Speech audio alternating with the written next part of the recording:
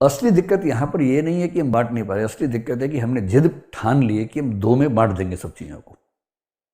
और ये दिक्कत जहां भी आएगी, इस प्रॉब्लम को बोलते हैं फिलोसफी में डाइकोटमी की समस्या।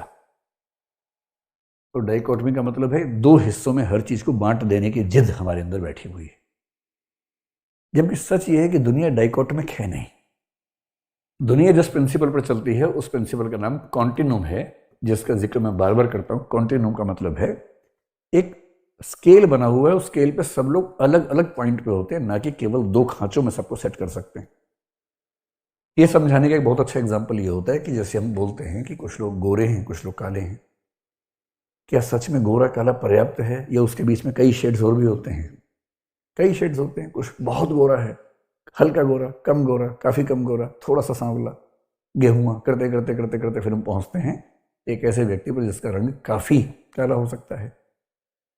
ठीक वैसी समस्या एक बार एक व्यक्ति के सामने आई समाजशास्त्र में। अगर आप देखेंगे तो 19वीं सेंचुरी तक आर्थिक आधार पर दो वर्ग मानने की परंपरा समाजशास्त्र में चलती थी। एक वर्ग था रिच और एक वर्ग था पुअर, अमीर और गरीब। अगर आप मार्क्सिज्म को देखेंगे, कार्ल मार्क्स बहुत प्रसिद्ध विचारक हुए जर्मनी के, जो इंग्लैंड में रह के काफी लिखते रहे 19वीं सेंचुरी में। मार्क्सवाद की सबसे बड़ी खामी जो बाद में समझ में आई, जो मार्क्स के जीते जी समझ में आ गई थी, 1870s में समझ में आ गई थी। मार्क्स की मृत्यु 1883 में हुई और 1870s की शुरुआत में यह बात सामने आ गई थी कि एक बड़ी भारी गलती उस सिद्धांत में हो गई है। उन्होंने माना कि दो ही वर्ग होते हैं, एक हैव्स और एक हैव नॉट्स, यानी कि अमीर और गरीब मान लीजिए। लेकिन इतिहास ने साबित किया कि वर्ग दो नहीं होते हैं। और कुछ लोगों ने साबित किया कि पहले का समाज जो एक त्रिभुज के आकार का होता था, अब का समाज डायमंड के आकार का हो गया है। त्रिभुज का मतलब कुछ लोग बहुत ऊपर हैं, अमीर हैं, बहुत कम हैं, और कुछ लोग बहुत ज्यादा हैं, गरीब हैं। और डायमंड का मतलब है कि मध्य वर्ग सबसे बड़ा वर्ग है। उच्च वर्ग में कम लोग हैं, निम्न वर्ग में कम लोग हैं, सबसे ज्यादा लोग तो मिडिल क्लास में हैं। और अगर मिडिल क्लास सबसे बड़ी है, जिसको मार्क्स ने एक्सेप्ट ही नहीं किया था क्लास के रूप में, तो सिद्धांत सर्वाइव कैसे करेगा? चल नहीं पाएगा। ये पूरा थीसिस है। लॉकवुड और गोल्डथॉर्प नाम के दो लोगों ने इस पर काम किया बहुत विस्तार में इंग्लैंड में।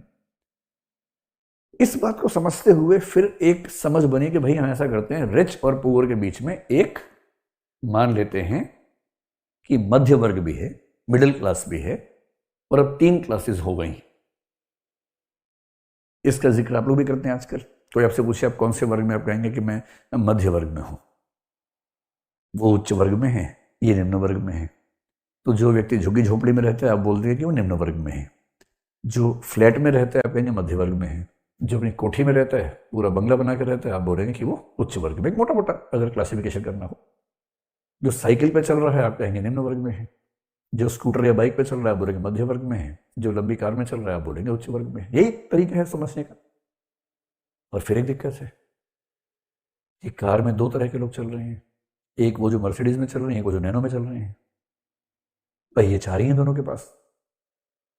फिर बाइक में भी एक वो बाइक है जो बहुत छोटी सी किसी तरह से बाइक बनाई गई है, और एक बाइक है जो 2000 सीसी की बाइक है, 15 लाख रुपए की आती है। दोनों बाइक पे चल रहे हैं। तो आपको लगा कि ये तो मामला बिखर गया है, नहीं चल पा रहा, तीन में भी नहीं चल पा रहा। और अमेरिका में 1960 में एक चिंतक हुए सोशियोलॉजी में, उनको डब्ल्यू लॉयड वार्नर कहते हैं। उन्होंने एक किताब लिखी, class in America, American society. और बोले कि अब समय आ गया कि हम तीन क्लास से भी काम नहीं चला पाएंगे, अब हमें क्लासेस 6 कर देनी चाहिए।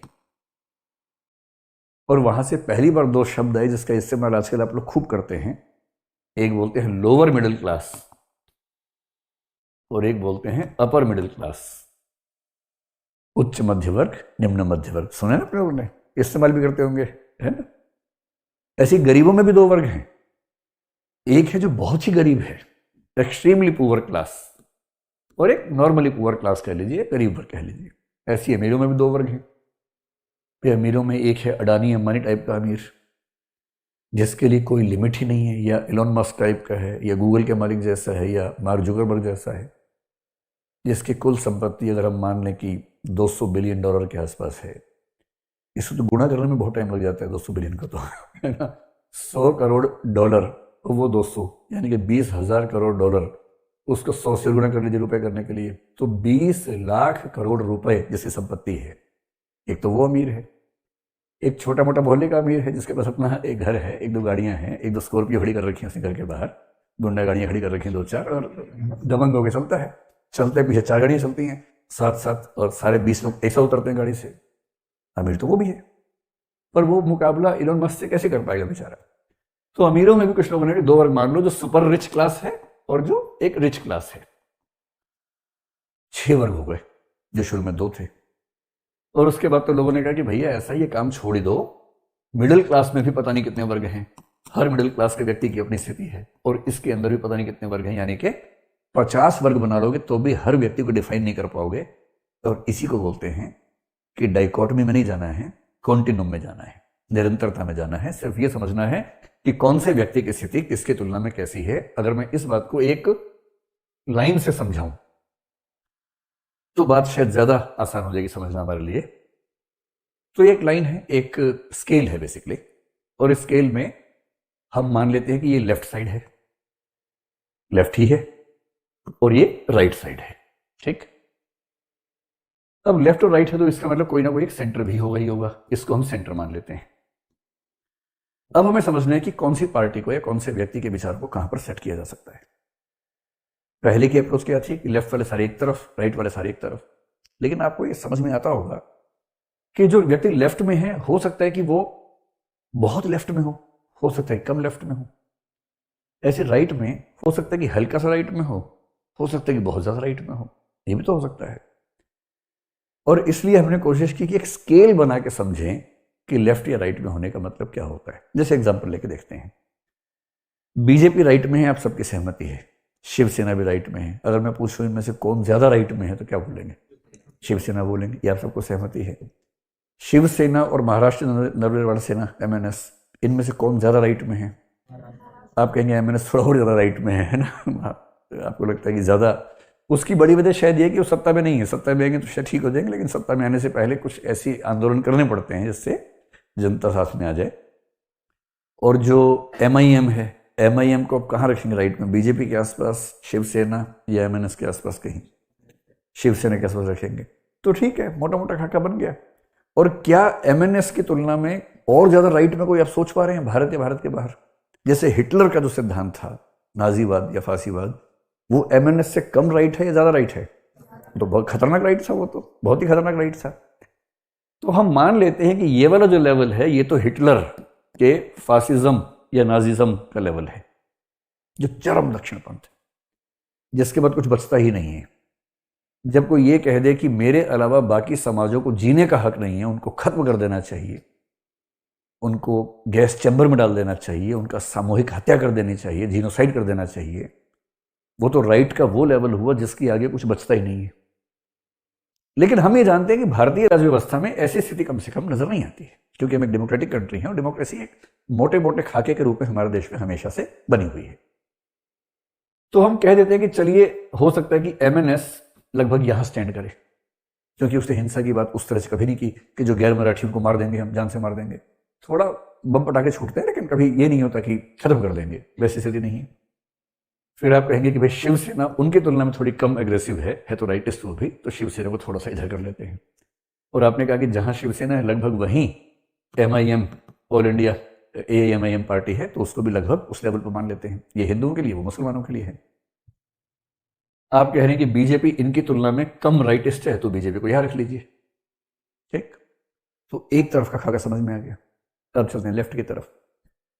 क्या कोई ऐसी पार्टी है जो एकदम सेंटर पर खड़ी हो, बीच में एकदम बैलेंस, ना लेफ्ट ना राइट?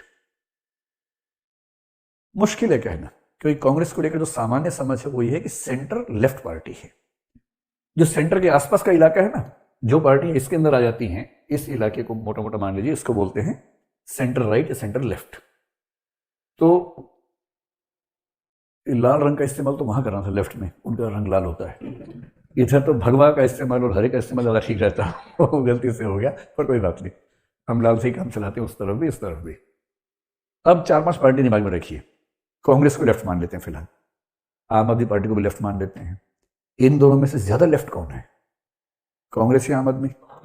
आम आदमी पार्टी। सहमति है? चलिए, मैं भी सहमत हूं। अब बताइए कि एक तरफ आम आदमी पार्टी लेफ्टिस्ट है, एक तरफ बीएसपी है। बीएसपी का लेफ्ट अमीरी गरीबी पे कम है, उच्च जाति के प्रश्न पे है, पर है तो लेफ्ट ओरिएंटेशन है। तो बीएसपी और आम आदमी पार्टी में किसको ज्यादा लेफ्ट मानेंगे?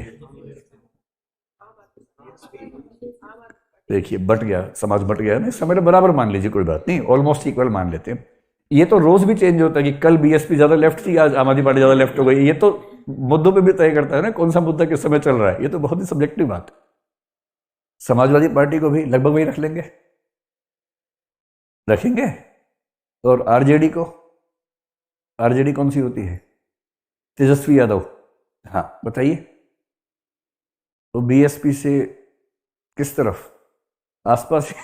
ठीक है, आसपास सबसे सेफ आंसर है, आसपास रख लेते हैं। अब बताइए कि communist party of India CPI, उसे कहां रखेंगे? वो आम आदमी पार्टी से ज्यादा लेफ्ट है कि कम लेफ्ट है? ज्यादा लेफ्ट है। और सीपीएम और ज्यादा लेफ्ट है। और सीपीआई एमएल, ये क्या होता है? ये और ज्यादा रिवोल्यूशनरी पार्टी है।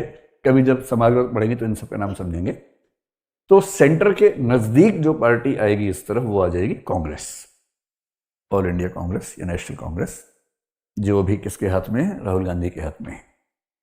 इससे थोड़ा सा इधर यहां रख लेते हैं लगभग कुछ पार्टियों को, जिनमें एक है आम आदमी पार्टी।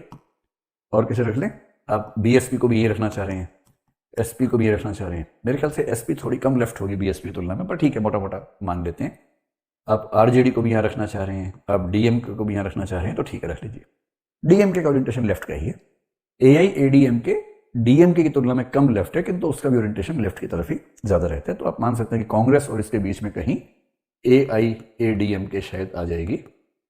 बीजू जनता दल ने बहुत स्पष्ट विचारधारा अपनी बताई नहीं, लेकिन वो भी ओरिएंटेशन थोड़ी सी लेफ्ट की उसकी लगती है। तो आप मोटे तौर पर मान सकते हैं कि कांग्रेस के आसपास कहीं बीजू जनता दल भी आ जाएगा। ये एक इसमें किसी पार्टी के लोग नाराज ना हो जाए सुन के, है ना, ये मोटा मोटा क्लासिफिकेशन है। आप सब बहुत अच्छा काम कर रहे हैं, बहुत महान काम कर रहे हैं, किसी से कोई आपत्ति नहीं है। केवल ये समझने की कोशिश है कि हम किस पार्टी को किस रूप में समझ सकते हैं। ठीक है, कई नेता लोग घूर के देखेंगे इस वीडियो को कि ये हमारे बारे में क्या बोल रहा है। और आजकल माहौल वैसे ही पता है आपको कैसा रहता है। तो लेकिन जब और लेफ्ट की ओर बढ़ेंगे तो एक पार्टी आ जाएगी जिसका नाम है सीपीआई। एमएन रॉय ने इस पार्टी का गठन किया था 1920s में, और लंबे समय तक ये भारत की इकलौती कम्युनिस्ट पार्टी रही। लेकिन आगे चलकर जब 1960s में भारत चीन का युद्ध हुआ, देखिए जब ये पार्टी बनी तो लेनिन की मेंटरशिप के अंदर एमएन रॉय ने पार्टी बनाई थी। मानवेंद्र नाथ रॉय इनका नाम था, और ये लेनिन के सलाहकार भी थे, लेनिन से सीख भी रहे थे। और कम्युनिस्ट पार्टी की भारतीय शाखा के रूप में इसका गठन यहां पर हुआ। तो ये पार्टी भारत में काम कर रही थी। निर्देश कहां से मिलता था? निर्देश मिलता था सोवियत संघ से, रूस से। कई बार बड़े अजीब निर्देश मिल जाते थे, पर वो पार्टी करे क्या बेचारी हो। तो वहां से जब एंटीना एक खास बिंदु पर सेट है तो विचार तो वहीं से आएंगे। असहयोग आंदोलन, ये बल्कि जो भारत छोड़ो आंदोलन है, उस समय इनकी दुविधा बड़ी बढ़ गई 1942 में। अब देखिए, द्वितीय विश्व युद्ध में इंग्लैंड, अमेरिका, सोवियत संघ एक बिंदु पर एक साथ खड़े हो गए। और किसके खिलाफ खड़े हुए? इटली, जर्मनी, जापान के खिलाफ खड़े हो गए, हिटलर के खिलाफ खड़े हो गए। ब्रिटेन भारत पर चढ़ा हुआ था। तो भारत के नेताओं को दुविधा ये कि इस समय अगर ब्रिटेन को हराने के लिए ताकत लगा दी तो ब्रिटेन तो हार जाएगा, पर हिटलर जिंदा हो जाएगा, और हिटलर का जिंदा होना भी खतरनाक हो सकता है। तो कंफ्यूजन था कई लोगों को, पर अंत में तय हुआ। महात्मा गांधी ने भी कहा कि ये सही मौका है, हमें अंग्रेजों के खिलाफ एक बड़ा आंदोलन करना चाहिए। 1942 में भारत छोड़ो आंदोलन शुरू हुआ। अब कम्युनिस्ट पार्टी परेशान, क्योंकि सोवियत संघ से निर्देश मिलते थे, और सोवियत संघ, अमेरिका और इंग्लैंड उस समय एक साथ हैं। तो वहां से निर्देश आया कि ना, इस समय फांसीवाद के विरुद्ध इंग्लैंड का साथ देना जरूरी है। तो उस पार्टी ने 1942 के आंदोलन को ठीक से सपोर्ट नहीं किया, पीछे हट गई, और वहीं से उसकी छवि भारत के लोगों में काफी कमजोर भी हो गई। और इसलिए 1947 के आसपास आपको कम्युनिस्ट पार्टी का बहुत ताकत नजर नहीं आती, जबकि उसके पहले ताकत दिखनी शुरू हो गई थी। 1949 में चीन में क्रांति हो गई। अब दो चाचा हो गए, एक चाचा सोवियत संघ, तब बोल लीजिए सोवियत संघ, और चाचा हो गया चीन। अच्छा, चीन वाले थोड़े नए नए थे तो एग्रेसिव ज्यादा रहते थे। चीन वाले बोलते थे सोवियत संघ वाले ठीक कम्युनिस्ट नहीं है, असली कम्युनिस्ट हम हैं, ये ठंडे कम्युनिस्ट हैं, हम गर्म कम्युनिस्ट हैं। तो कम्युनिज्म में जो गर्मी ना हो तो फिर कम्युनिज्म कहेगा। तो भारत के जो कम्युनिस्ट थे उनको भी लगा कि ये वाला ज्यादा ठीक लग रहा है, तो कई लोग चीन से सपोर्ट लेने लगे, मतलब वैचारिक समर्थन भी शायद, बाकी भी कुछ सोवियत संघ के पक्ष में थे। पार्टी एक ही थी सीपीआई, और 1960, 62, 64 तक चलता रहा। 62 में चीन और भारत का युद्ध हो गया। मजे की बात, भारत का पीएम कौन? नेहरू जी, वो भी कम्युनिस्ट, कम से कम सोशलिस्ट तो थे और कम्युनिज्म से प्रभावित भी थे, मार्क्सवाद से। तो एक कम्युनिस्ट प्रधानमंत्री दूसरे कम्युनिस्ट देश से युद्ध कर रहा है, और कम्युनिस्ट पार्टी को तीसरे कम्युनिस्ट देश से सलाह मिल रही है, सोवियत संघ से, क्योंकि सोवियत संघ और चीन में ठीक ठाक दुश्मनी हो चुकी थी। और भारत के कम्युनिस्ट परेशान थे कि हम सोवियत संघ वाले के साथ चलें कि चीन वाले के साथ चलें। और अंत में 1964 में उस युद्ध के लगभग ठीक उस समय कम्युनिस्ट पार्टी के दो टुकड़े हो गए, और एक बनी सीपीएम, कम्युनिस्ट पार्टी मार्क्सिस्ट, जो चीन के तौर तरीकों के ज्यादा पक्ष में रहती थी। और सीपीआई उसके बाद नाम के रह गई, उसका बहुत महत्व रहा नहीं। तो इतनी बात समझ के आप क्या समझ पा रहे? सीपीएम इधर आएगी, किधर आएगी? इधर आएगी, है ना? तो सीपीएम ज्यादा लेफ्ट है, और ये सीपीएम 1964 में बनी है, सोच के देखिए। और उसके कुछ ही साल के बाद 1967 में बंगाल में पहली बार सत्ता में इसकी भागीदारी हुई। सरकार इसकी नहीं थी, लेकिन जो गठबंधन था उसमें शामिल थी। अब जब इस सत्ता में आ गई तो इसी पार्टी के कुछ लोगों को लगा ना, ये पार्टी ठंडी हो गई है, इसमें वो गर्मी नहीं बची, और हमें चाहिए गर्मी वाला आंदोलन। जिन लोगों ने ये बात कही उनमें एक थे चारू मजूमदार और एक थे कानू सान्याल। उन्होंने कहा ये सरकार वरकार नहीं खेलेंगे हम, ये इलेक्शन बेकार की बात है, तो सीधे हिसाब करेंगे बराबर। जो क्रांति है, मार्क्सवाद की धारणा है क्रांति, हिंसक क्रांति, हम तो वो करेंगे जैसे चीन में हुआ था, जैसे रूस में हुआ था। हम इलेक्शन के थ्रू नहीं जाएंगे, क्योंकि जो पक्का मार्क्सवादी है उसको लिबरल डेमोक्रेसी में, इलेक्शन वाली डेमोक्रेसी में बहुत रुचि होती भी नहीं है। अब सोचिए, सरकार है सीपीएम की, केंद्र सरकार में इंदिरा गांधी नई नई पीएम बनी है, अभी कुछ ही समय हुआ है, थोड़ी डामाडोल स्थिति है लेकिन बनी हुई है, और उनको समर्थन भी पश्चिम बंगाल से मिला हुआ है सरकार बनाने के लिए इस समय। और ठीक उसी समय नक्सलवाड़ी में एक आंदोलन शुरू हुआ जिसको नक्सलवाद कहा गया, और ये नक्सलवाद कौन कर रहे हैं? चारू मजूमदार, कानू सान्याल और उनके साथी। अब इंदिरा गांधी कह रही कि देखो भाई, तुम्हारी ही पार्टी के लोग हैं, इनको ठीक कर लो, नहीं ठीक करोगे तो 356 लगा दूंगी। 356 क्या होता है? अब तक 56 नहीं, इसका मतलब होता है संविधान का अनुच्छेद 356, यानी कि राज्य में राष्ट्रपति शासन लगा देना, राज्य की सरकार को भंग कर देना। कितना रोचक अतीत है।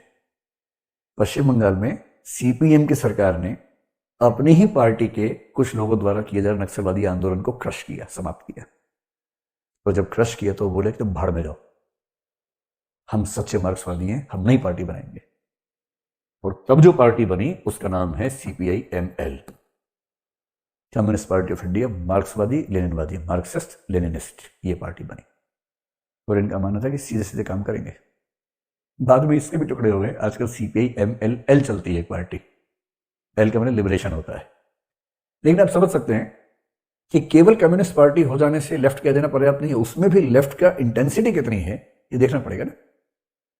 अब आप ये बताइए कि जो रशियन या चाइनीज कम्युनिस्ट पार्टी है उसको यदि इसमें जोड़ना हो, जैसे हमने यहां पर हिटलर को जोड़ दिया, हिटलर या मुसोलिनी इस मामले में चरम लोग हैं।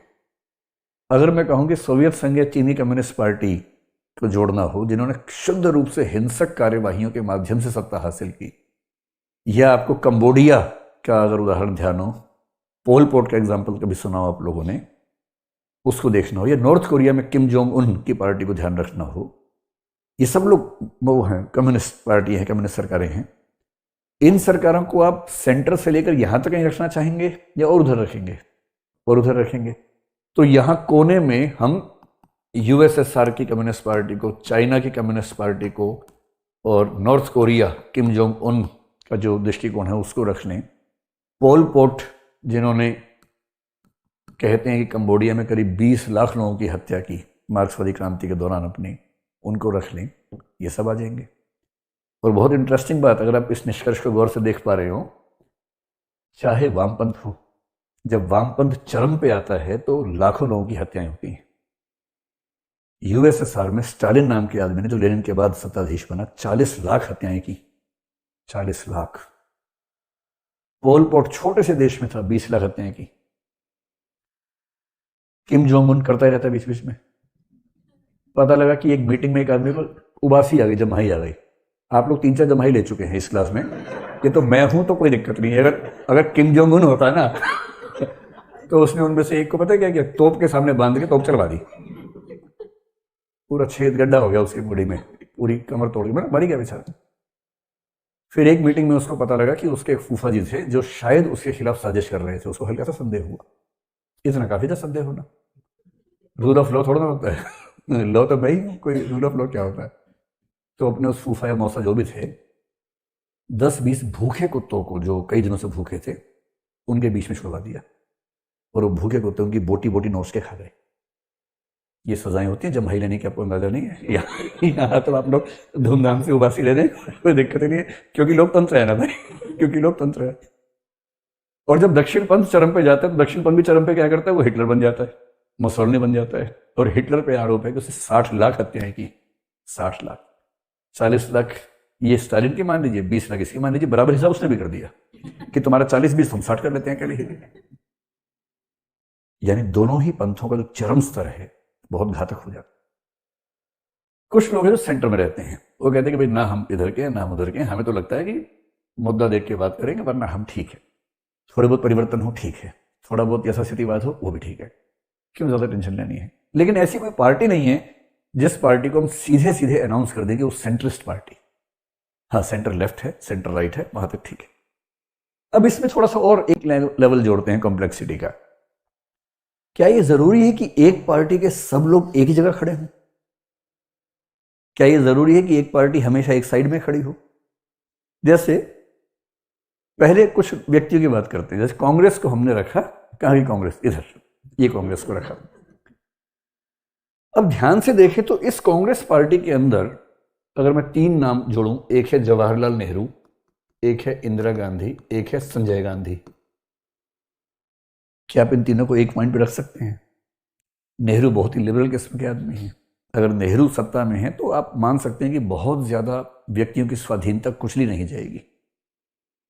जब इंदिरा गांधी सत्ता में थी तो आपातकाल लगा, इमरजेंसी लगी, और इमरजेंसी के दौरान 19 महीने कई लोग जेल में रहे केवल इसलिए कि वो उनकी सत्ता के खिलाफ खड़े हो रहे थे। इंदिरा गांधी कम से कम कानून के तहत जेल भेजती थी, संजय गांधी तो और मूड में रहते थे, वहां तो अलग ही लेवल था उनका। तो एक ही पार्टी जो कि लेफ्टिस्ट पार्टी हम मान रहे हैं, उसके अंदर भी अलग अलग व्यक्तियों का तेवर अलग अलग हो सकता है। ऐसे बीजेपी है, बीजेपी में एक व्यक्ति हैं अटल बिहारी वाजपेयी, है मतलब एक जमाने में रहे प्राइम मिनिस्टर हमारे, एक व्यक्ति हैं लाल कृष्ण आडवाणी, एक व्यक्ति हैं नरेंद्र मोदी, एक है योगी आदित्यनाथ। अब आप ये बताएं कि दक्षिण पंथ तो चारों में है, पर क्या चारों का दक्षिण पंथ बराबर है या उसकी डिग्रीज अलग अलग हैं? अलग अलग हैं, और जिस क्रम में है उसी क्रम में मानते होंगे आप लोग भी लगभग। जब वाजपेयी जी प्रधानमंत्री थे तो आपको पता है ये जो इतिहास है 1996 के आसपास का, जब वो पीएम बने पहली बार, शायद 95 में ये डिबेट थी बहुत ज्यादा, हम लोग उस समय यूपीएससी की तैयारी कर रहे थे, बहुत डिबेट थी कि लग रहा था कि बीजेपी सत्ता में आने वाली है पहली बार केंद्र में, तो पीएम कौन बनेगा। और शायद 1995 की बात है, मैं इलेक्शन से 1 साल पहले की बात है, आडवाणी जी ने एक स्टेटमेंट दी कि अगर बीजेपी सत्ता में आती है तो अटल बिहारी वाजपेयी प्रधानमंत्री होंगे। ये स्टेटमेंट एल.के. आडवाणी ने दी, और इन दोनों व्यक्तियों ने मिलकर 1980 में बीजेपी की स्थापना की थी। मतलब बीजेपी का क्या है कि 1915 में हिंदू महासभा बनी, मदन मोहन मालवीय ने बनाई, उस पार्टी के एक अध्यक्ष हुए जिनको हम जानते हैं ये एस.पी. मुखर्जी के रूप में, श्याम प्रसाद मुखर्जी के रूप में। बाद में उससे मोहभंग हुआ तो उन्होंने 1951 में भारतीय जनसंघ बना दिया। भारतीय जनसंघ 1974 तक लगभग रहा, जब एक पार्टी बनी जनता पार्टी। 77 में इलेक्शन हुआ था ना, उसके आसपास की बात है, जब जनता पार्टी बनी, जिसमें जयप्रकाश नारायण ने कोशिश की थी 4 पार्टियों को मिला के इंदिरा गांधी के खिलाफ इलेक्शन लड़वाने की, तो भारतीय जनसंघ उसमें मर्ज हो गया, जनता पार्टी हो गई। और जब 77 वाला प्रयोग सफल नहीं हो पाया तो उससे अलग होकर फिर एक पार्टी बनी, भारतीय जनता पार्टी। तो बीजेपी 1980 में बनी, हालांकि उसका इतिहास देखेंगे तो 1915 तक आपको जाता हुआ दिखेगा। 1980 में जो बीजेपी बनी वो बनाने वाले 2 व्यक्ति माने जाते हैं, अटल बिहारी वाजपेयी और एल.के. आडवाणी। और जनसंघ में जो 2 सबसे प्रसिद्ध व्यक्ति हुए, एस.पी. मुखर्जी थे ही उसके शुरुआती व्यक्ति, और बाद में जो दीनदयाल उपाध्याय जी हैं जिन्होंने उसका मूल दर्शन, जिसको एकात्म मानववाद कहते हैं, इंटीग्रल ह्यूमनिज्म कहते हैं, उसकी रचना की, वो उस दौर के व्यक्ति हैं। अब 2 व्यक्तियों ने मिलकर पार्टी बनाई 1980 में, फिर आंदोलन किए, काफी कुछ किया, मंदिर आंदोलन सबसे